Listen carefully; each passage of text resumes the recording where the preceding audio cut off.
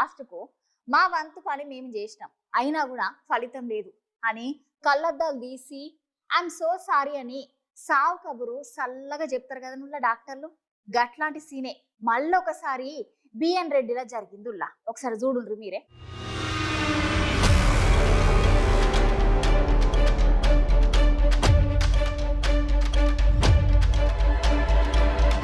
నేను చెప్పే ముచ్చటైతే సేమ్ ఠాగూర్ సినిమాలో జరిగినట్టే జరిగింది. గా సినిమాలో సచిన మనిషికి వైద్యం చేసుకుంటా డాక్టర్లు డ్రామాలు ఆడుకుంటా బతుకున్నట్లున్నాడు ఇట్లున్నాడు అని ఆఖరికి మేము చేసేది చేసినాం, ఇంకా అంతా దేవుని చేతిలోనే ఉన్నదని చేతులు ఎత్తేస్తారు గా డాక్టర్లు. అగో సేమ్ గా సీన్ ఇప్పుడు కూడా రిపీట్ అయింది బిఎన్ రెడ్డి నార్లా. అయితే బిఎన్ రెడ్డి అరుణ హాస్పిటల్లో దవాఖానలో మస్తు దారుణం జరిగిందిలా. అయితే మాధవరం శ్రీనివాసరావు అనే వ్యక్తిని గత 20 రోజుల కింద అస్తినపురంలో ఆటో యాక్సిడెంట్ జరిగింది. అయితేనట్టు దక్కనే ఉన్న బిఎన్ రెడ్డి అరుణ హాస్పిటల్ కి తీసుకొని పోయి అడ్మిట్ చేసి హాస్పిటల్లో ఉన్న డాక్టర్ ఏం కాదు ఒక చిన్న ఆపరేషన్ చేసి 2 రోజులలో పంపిస్తామని 25,000 ప్యాకేజీ మాట్లాడుకున్నారట.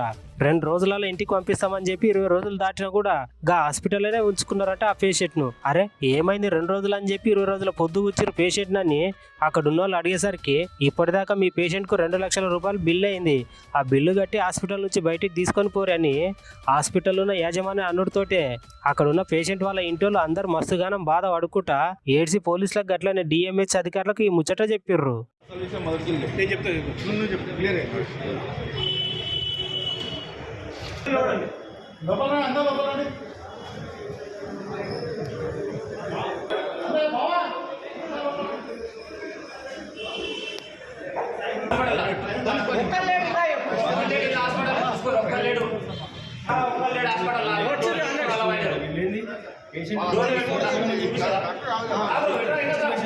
రిసెప్షన్ వాళ్ళు ఇట్లా మస్తుగా అయితే ఉంటాయి, దానికి ఏముంది అని చెప్తున్నారు.